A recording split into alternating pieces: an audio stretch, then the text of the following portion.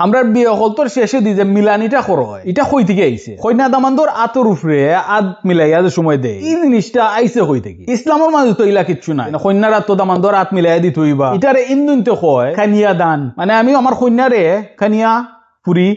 দান করিলাম তোমার কাছে কারণ তারার আন্ডারস্ট্যান্ডিং হইল গিয়া যে ফুরিরে বিয়া দেওয়ার বাদে এই ফুরি জামাইয়ের প্রপার্টি হয়ে গেছেন কথা লাগি হিন্দুইজম আগে আসলো জামাই মরি গেলে বউরেও জামাইয়ের লগে জিতা জ্বালাই লিতা আর যে কাস্টমার তারা জ্বালাইতো না এরা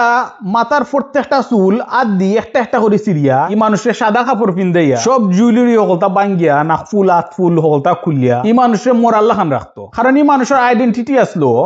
এই মানুষ হইল গিয়ে এই জামাইয়ের প্রপার্টি জামাই নাই এই মানুষ বাঁচা মোরা সমান জিনিস আনফর্চুনেটলি আমরা মুসলমানও হলতো ওলা বানাইলিছেন তারার পূজার মাঝে দেখবা জামাইরা আতর মাঝে কন্যা রাত দে ওটার মাঝে পানি ডালে বা পয়সা দে বা খানি দে কারণ তারা লাগে আসলো একটা পূজার অংশ কন্যা রাত দামান্দর আত তুলিয়া দিতা